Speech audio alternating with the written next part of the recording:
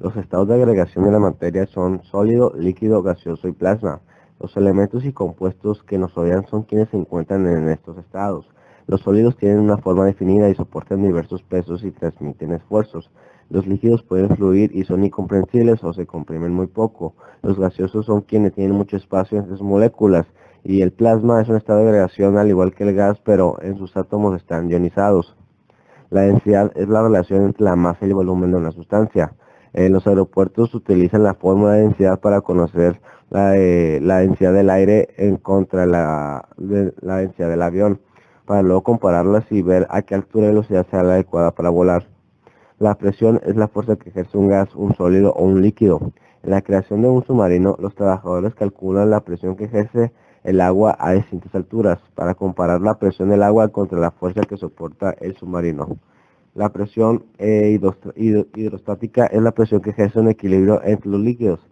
La presión hidrostática se utiliza en las tuberías de agua de las casas, pues se calcula que el nivel de agua suba hasta el nivel donde se encuentra el tanque. La presión atmosférica es la presión que se ejerce sobre nosotros por los gases que nos rodean. Esta cambia por la altura a la que te encuentres y por la temperatura que hay. La presión atmosférica la calculan los pilotos al momento de volar para ver hasta qué altura puede soportar el avión.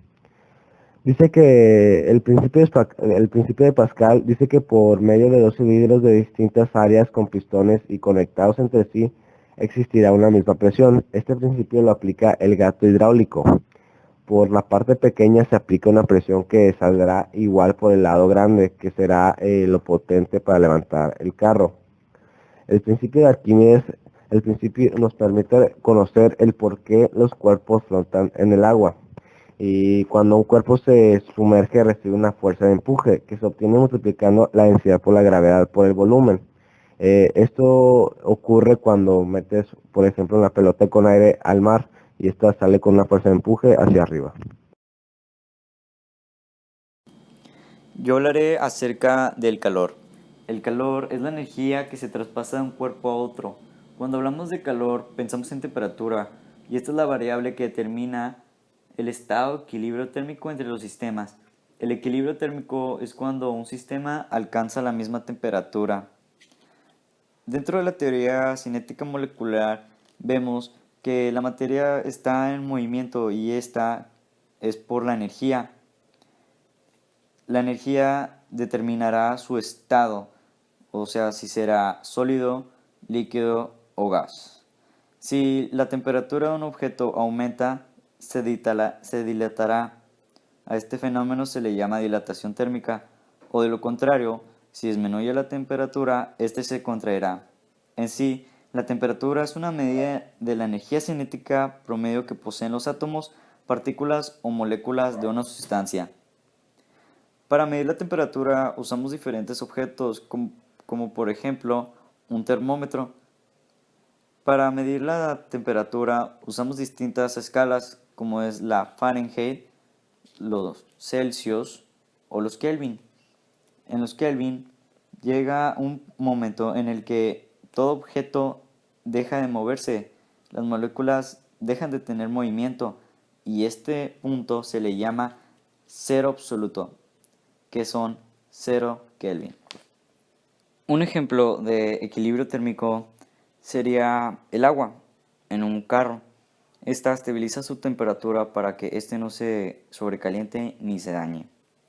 En los hogares es muy común ver planchas. Estas funcionan de una manera en que se calienta una resistencia y esta pasa el calor al metal. En la industria se ve la combustión, donde se utiliza el gas para ser prendido y así calentar otros objetos para hacerlos cambiar de fase o otras cosas. Para conservar alimentos utilizan la refrigeración. Esta la usamos también para aclimatar un ambiente donde se utilizan aires acondicionados. Sin embargo, estos dañan a la atmósfera. Hay objetos que permiten el intercambio térmico. Un ejemplo sería el uso de dos tubos en el cual se ponen dos líquidos diferentes con diferentes temperaturas y así hacer que cambien de temperatura. se traspasa mediante el metal y así tenemos un equilibrio térmico. Otra gran ventaja de la electricidad es su capacidad para formar campos magnéticos. Esto gracias al movimiento de cargas eléctricas que se mantiene al momento de formar un circuito. Esto tiene diversas y muy variadas aplicaciones, ya sea por el radio, las cintas electromagnéticas de las tarjetas, el microondas, etc. Abre un abanico de posibilidades demasiado grande para la sociedad.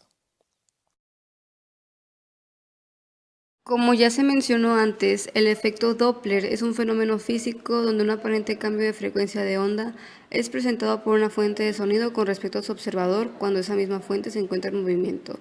Si el observador se acerca a la fuente emisora, el signo del numerador será más, y simultáneamente la fuente emisora se acerca al receptor, el signo en el denominador será menos.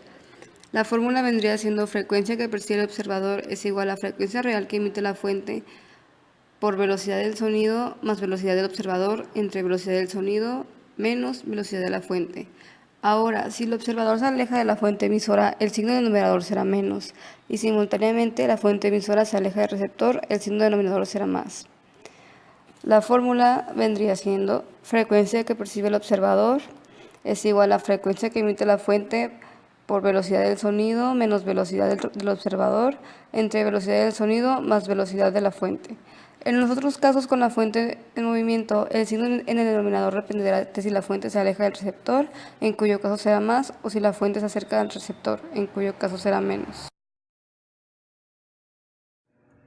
Efecto Doppler. El efecto Doppler no depende de la distancia. El sonido que es producido por una fuente que se aproxima a un observador con una rapidez que se mantiene constante se incrementará solamente en intensidad, pero la frecuencia observada permanecerá sin cambio. Como lo mencionamos, es por esto que no depende de la distancia. ¿Cómo se produce? Es producido mediante el cambio de frecuencias producida de una onda por el movimiento relativo de la fuente de la que produce respecto a un observador.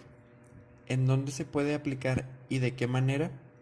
En los radares, en la luz y en meteorología. El radar Doppler es un radar que nos ayuda a producir mediciones de la velocidad como una salida. Esto es gracias a la señal de microonda que es enviada por el haz direccional en una antena del radar que se refleja hacia él, y ahí se comparan las frecuencias, permitiendo así mediciones directas. En la luz, podemos conocer la velocidad de una fuente de luz y saber si se acerca o se aleja.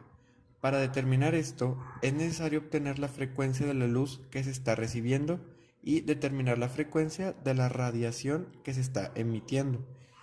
Específicamente por este medio, el efecto Doppler se puede clasificar mediante una gama de colores. Cuando su espectro es rojo es porque está lejos y si es azul está cerca.